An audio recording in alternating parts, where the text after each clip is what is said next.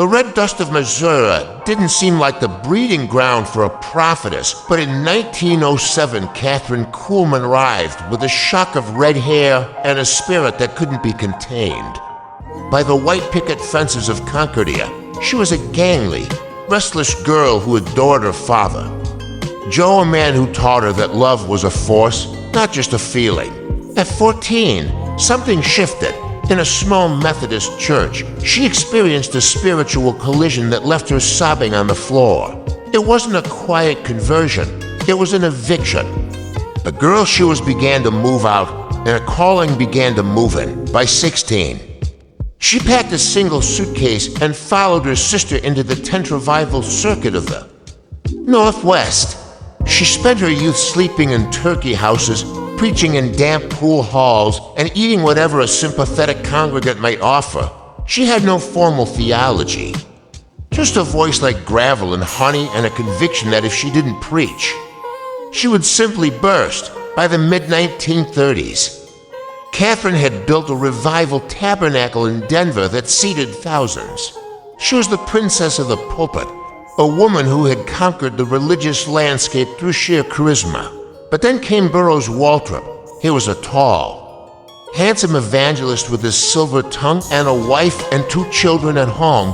Kathryn fell into her. Trapped as old as time, she mistook a powerful personality for a soulmate.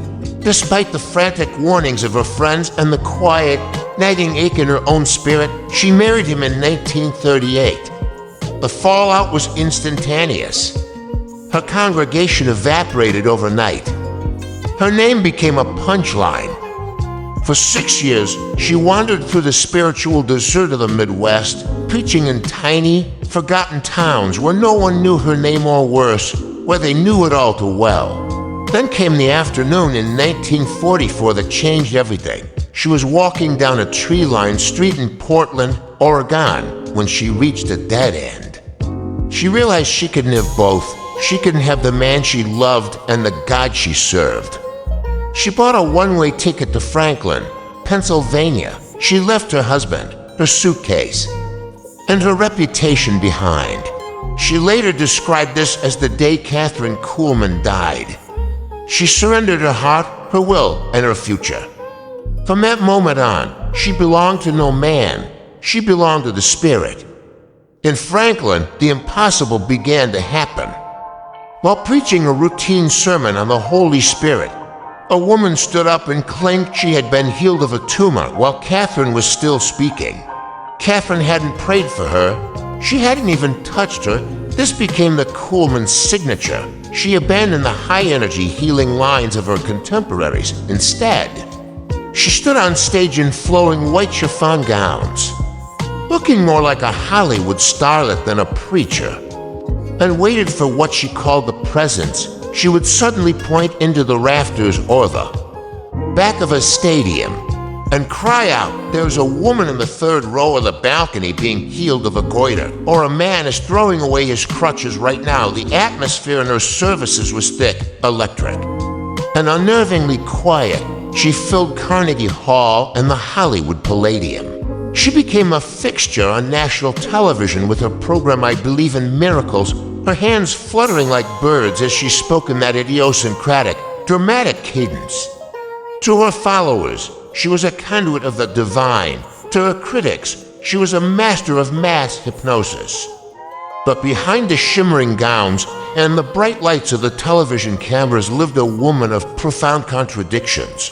Kathryn was a perfectionist who could be terrifying to her staff. She lived out of hotels and suitcases, never owning a home of her own until the very end of her life. She was surrounded by thousands, yet she was intimately alone. She had sacrificed the possibility of a family, a husband, and a normal life for the sake of the platform. She often wept backstage before a service, terrified that the Spirit would not show up. She lived in a constant state of holy dread, believing that if she took even a shred of credit for the miracles, the power would vanish. "I'm not a healer," she would whisper, her voice cracking. "I'm just a delivery girl." By the mid-1970s, the heart that she had poured into the world began to fail. She was physically spent. her frail frame barely able to support the weight of her calling.